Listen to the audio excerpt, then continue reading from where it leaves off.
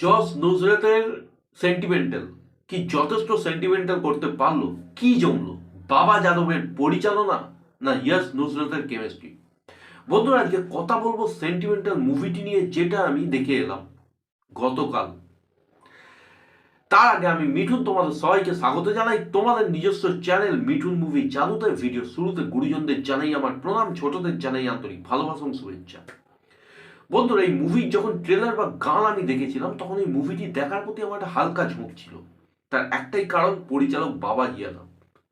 বাবা ইয়াদব এমন একজন পরিচালক, তিনি যদি সঠিক স্কেলিং পান, সঠিক প্রডিউসার পান, তিনি কিন্তু একটা ভালো কমার্শিয়াল মুভি বানাতে পারেন। তার আগের মুভি যেমন বস 2 বা ভিলেন, এই ধরনের মুভিগুলো কিন্তু তার প্রমাণ। যাই হোক, এই মুভির মাধ্যমে ইয়েস এবং নুসরাত অ্যাজ এ প্রডিউসার হিসেবে পা রাখছেন আমাদের বাংলা ইন্ডাস্ট্রিতে। ইয়েস নুসরাতের এই যে প্রচেষ্টাটা, সেটাকে আমি সাধুবাদ জানাই, আমি কুর্নিশ জানাই। এই সময় দাঁড়িয়ে যেখানে কমার্শিয়াল বেঙ্গলি মুভি চলছে না, সেখানে ওনারা একটা সেফ গেম, মানে একটা ফ্যামিলি জোন বা একটা সেফ গেম না খেলে এই ধরনের মুভিতে অ্যাটেম্প নিলেন। তারা তো ভালো অ্যাক্টার কি অ্যাক্টার নয়, সেটা পরের বিচার। তার আগে মুভির প্রসঙ্গে যদি আমি বলি, মুভিটির প্রথম 15-20 মিনিট যদি বাদ দিই, মুভিটি কিন্তু একটা ডিসেন্ট কমার্শিয়াল মুভির মধ্যেই আমি ধরব। মুভিটির সেকেন্ড হাফ যথেষ্ট ভালো, এটুকু বলতে পারি ফার্স্ট হাফের তুলনায় মুভিটির সেকেন্ড হাফ যথেষ্ট ডিসেন্ট। মুভির গল্পের সম্বন্ধে যদি বলি, গল্পের সম্বন্ধে বলার কিছুই নেই। টিপিক্যাল একটা কমার্শিয়াল মুভির গল্প। এই ধরনের গল্প আমরা প্রচুর মুভিতে দেখেছি।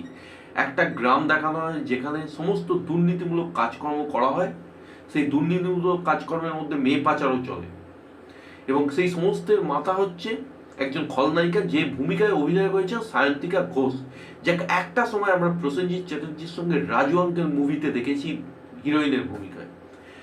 বহু দিন যাবৎ তিনি বড় পর্দা থেকে গায়েব ছিলেন। এই মুভির মাধ্যমে তিনি একটি কামব্যাক করেছেন। আমি যদি বলি, সফল কামব্যাক তিনি করেছেন। তার অভিনয় যথেষ্ট প্রশংসার দাবি রাখে। এবং মেয়ে খলনায়িকা, বাংলা ছবিতে এই কনসেপ্টটা বহুদিন বাদে আমি দেখলাম, যেটা আমার কাছে একটা ম্যাজিকের মতো কাজ করেছে। তবে এই মুভিতে বাজি মেরে দিয়েছে ওনার, মানে সায়ন্তিকা ঘোষের একটি ভাইয়ের চরিত্রে, মানে এক্কা বলে একটি চরিত্র আছে, সেই চরিত্রে যে ছেলেটি অভিনয় করেছে, আমি দুঃখিত, ওনার নাম আমি জানি না। তবে যে অভিনেতার কথা বলছি, সেই অভিনেতার মধ্যে কিন্তু যথেষ্ট পোটেন্সিয়াল আছে। দুর্ধর্ষ তিনি অভিনয় করেছেন।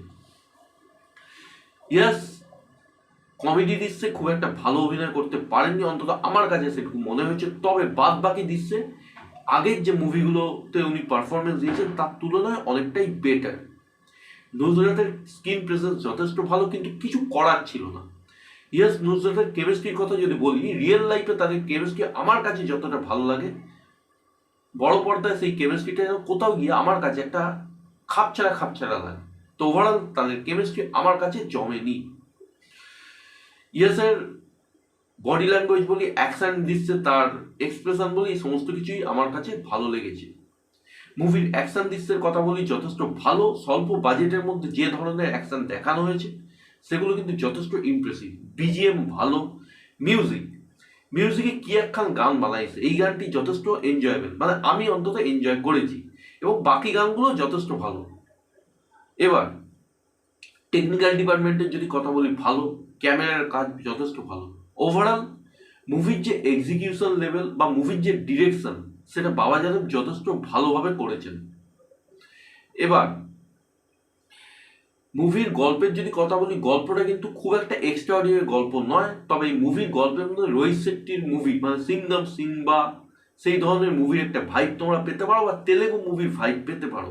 তবে একটা কথা তোমাদের বলতে পারি, তোমরা যারা টিপিক্যাল মাসালা তেলেগু মুভি দেখতে ভালোবাসো বা অভ্যস্ত, বা রোহিত শেট্টি ঘরানার মুভি ফ্যান, তারা এই মুভিটি দেখতেই পারো। তবে এই মুভিটির সঙ্গে রোহিত শেট্টির মুভি বা তেলেগু কোনো হাই বাজেট দক্ষিণ ভারতের মুভির কম্পেয়ার তোমরা করো না, কারণ বাজেটের এখানে সমস্যা। সো একটা লিমিটেড বাজেটের মধ্যে একটা ভালো কমার্শিয়াল মুভি যে অ্যাটেম্প্ট, সেটা কিন্তু যথেষ্ট ভালো করেছেন মেকাররা। মদন মিত্রকে এই মুভিতে আমার কোথাও গিয়ে একটা ইনকমপ্লিট লেগেছে, মনে হয়েছিল ওনাকে আরও যদি দেখতাম ভালো লাগতো। কোথাও গিয়ে একটা মানে একটা খামতি হয়, একটা অসম্পূর্ণতা থেকে যায় ওনার চরিত্রটি সম্বন্ধে। ওভারঅল বাদ বাকি যাদের পারফরমেন্স ঠিকঠাক যথাযথ, এই মুভিটি একটা ডিসেন্ট ওয়াচ। দেখো আমরা প্রায় বলি বাংলা ছবির পাশে দাঁড়াও, কমার্শিয়াল মুভিকে রিভাইভ করো বাংলায়। তো কমার্শিয়াল মুভিকে রিভাইভ করতে গেলে, বাংলা ছবির পাশে দাঁড়াতে গেলে এই ধরনের মুভিকে সাপোর্ট করা উচিত। আমি একবারও বলছি না যে মুভিগুলো একদম তৎস খাজা হয় কমার্শিয়াল মুভির নামে, সেই ধরনের মুভিগুলোকেও সাপোর্ট করো, কিন্তু এই মুভিটি কিন্তু একটা তৎস খাজা মুভি হয়নি বন্ধুরা। মুভির ইউএসপি সেকেন্ড হাফের জন্য মুভি কিন্তু যথেষ্ট ভালো হয়। ওভারঅল একটা decent good time pass movie কিন্তু হয়। আমরা এমন অনেক সাউথের মুভি বা বলিউডের মুভি দেখি যেগুলোর গল্পের কিন্তু কোনো সীমা থাকে না, জাস্ট একটা টাইম পাস, একটা ফিল গুড রিফ্রেশমেন্ট আমাদের দেয়। তো এই মুভিটিও কিন্তু সেই রকমই একটা রিফ্রেশমেন্ট বা ভাইব তোমাদের দেবে। সো ওভারঅল মুভিটি দেখো, মুভিটিকে সাপোর্ট করো, এটুকুই তোমাদের বলবো। এবং যারা মুভিটি দেখেছো তারা কমেন্টের মাধ্যমে আমাকে জানাও যে তোমাদের মুভিটি কেমন লেগেছে। এবং যারা দেখোনি তারা, আবারও বলছি, তারা গিয়ে দেখে এসো। মুভিটি কিন্তু তোমাদের খারাপ লাগবে না, পয়সা নষ্ট হবে না। কারণ মুভিটির direction, fight, execution level, BGM, music সব কটা ডিপার্টমেন্টই ভালো। ইয়েসের পারফরমেন্স আগের মুভিগুলোর তুলনায় ভালো, এবং এখানে ভিলেনটা স্ট্রং। এবং এখানে কমার্শিয়াল মুভি মানে এন্ডে যেভাবে ভিলেন মানে খলনায়িকার যে পরিণতি দেখায়, সেটা যথেষ্ট নতুনত্ব একটা ছোঁয়া রাখে। তো ওভারঅল একটা গুড মুভি। এবং যারা আমার ভিডিও নতুন বা চ্যানেলে নতুন, তারা কিন্তু আমাকে সাবস্ক্রাইব করো, ফার্দার নোটিফিকেশন জন্য বেল আইকনটি কিন্তু ক্লিক করো। আবার বলছি, মুভিটি দেখে এসো। সকলে ভালো থেকো, সুস্থ থেকো, টেক কেয়ার, বাই বাই।